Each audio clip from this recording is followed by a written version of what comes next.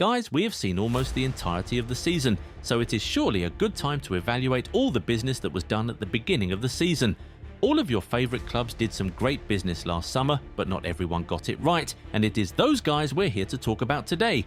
This is a ranking of the 10 worst transfers of the 2025-26 season. Football's more than a game. It's passion, pride, glory. This World Cup season, Goal90 brings you our biggest offer yet. Buy 3 jerseys and get 1 free. That's 4 jerseys for the price of 3. And yes, free worldwide shipping. This is a limited time World Cup special only until April the 30th. So move fast. Pick your jerseys. Wear your passion. Own the moment before they're gone. Visit Goal90 shop. Link in the description.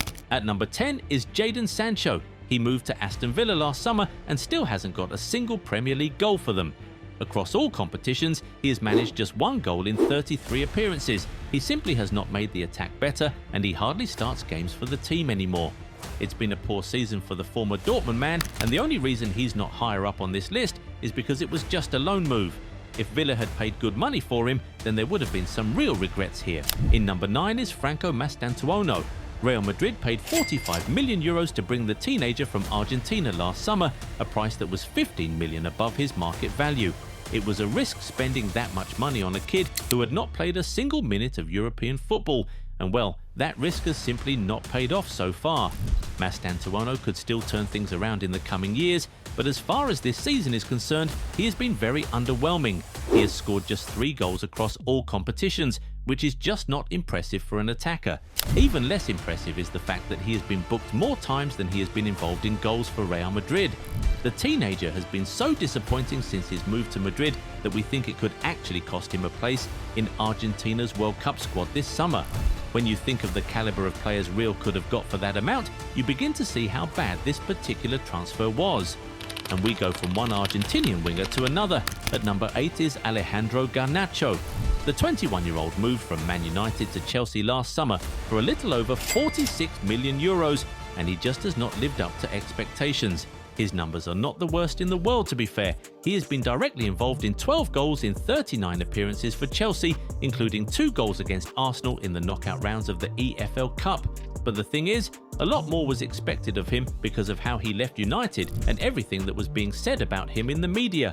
It looked like he moved to Chelsea to make a statement, to prove the doubters wrong, but he simply hasn't done that. And it's not just about the numbers, is it? Garnacho often seems very one-dimensional on the pitch, which makes him a rather easy player to stop. And even if you want to look at numbers, Garnacho has scored just 1 Premier League goal all season and has largely underperformed his XG, so there's that. Also, Chelsea brought him in with the expectation that he'll be a starter, but none of the 2 coaches have found him good enough to start consistently, even with multiple injuries to attacking players. This is surely not what Chelsea hoped to get when they signed him, and it's little wonder why he is already being linked with a move away from the club less than a year after he was signed. But of course, Garnacho is not the only Chelsea player on this list. Can you guess who else features and what number they appear in? Tell us in the comments, we'll see if you're right soon.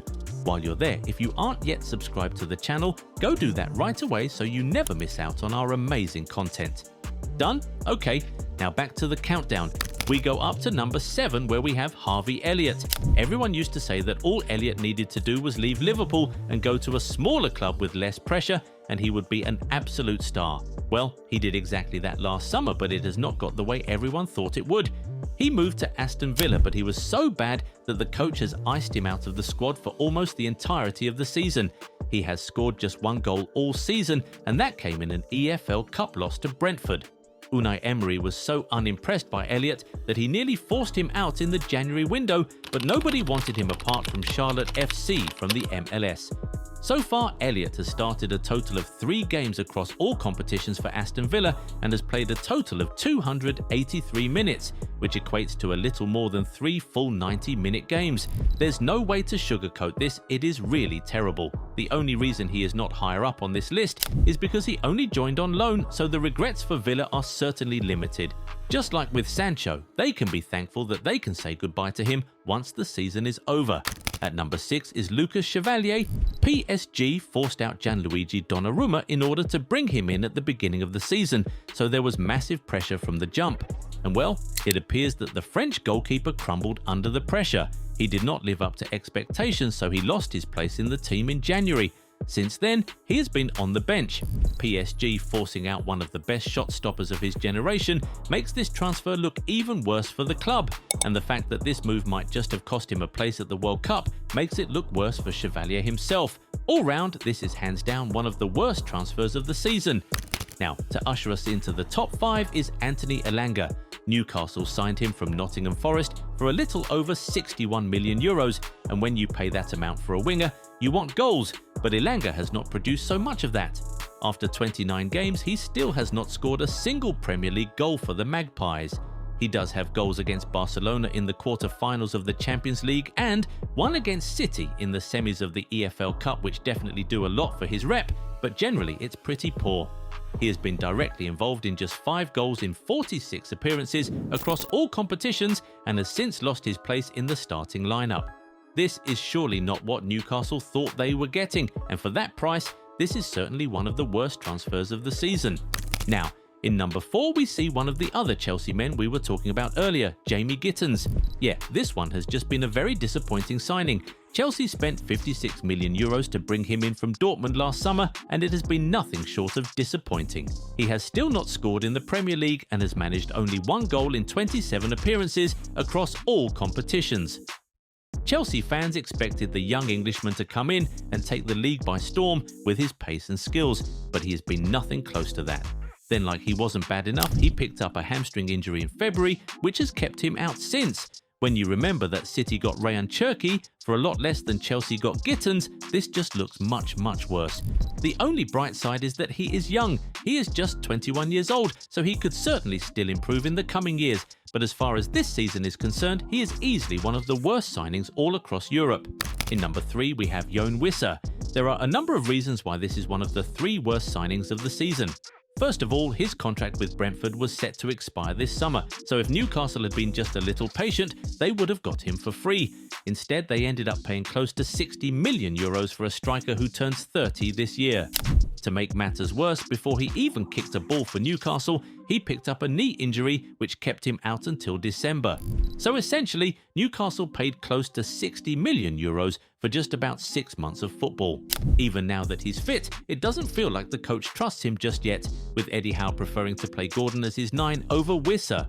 So far, the DR Congo international has started just 7 games across all competitions and has scored just 3 goals. It really is all shades of bad. When you consider the price tag, his age, and the circumstances around his signing, you can see why we say this is one of the 3 worst transfers of the season. In number 2, we have Liam Delap. After the outing he had with Ipswich last season, everyone expected him to be one of the best low-cost striker signings. After all, he was already Prem-proven. But what we have seen from him so far has been very disappointing. His style of play has left the fans super frustrated. It often feels like he is always a little too aggressive and just doesn't have the ability to make things happen for the side.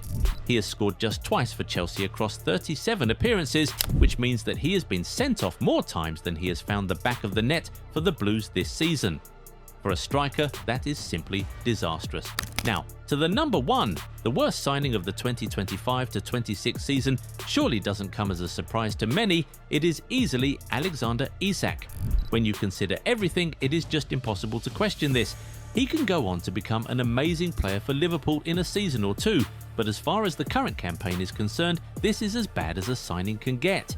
Liverpool made him the most expensive signing in Premier League history and the 3rd most expensive in the history of the sport on the final day of the summer window.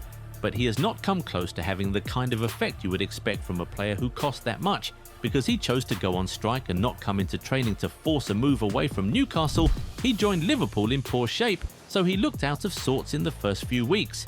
While he was still struggling to actually get to top form, he picked up an injury which sidelined him for 3 months. During this period, Liverpool was pretty much burning down, but they could not call on their record signing to save them. 3 goals all season, long injury absences, no memorable performance, record-breaking fee. These are all the ingredients that make up the worst transfer in the 2025-26 season. Anyway, it is now time to hear from you guys. Do you agree with our list? What would you change? Which player would you say we missed out on? For you, who has been the outright worst signing of the season so far? Get in the comments and talk to us. If you enjoyed this video, give it a thumbs up and subscribe to the channel. Also, turn on the bell notification so you never miss out on new content. Catch you in the next one. Bye.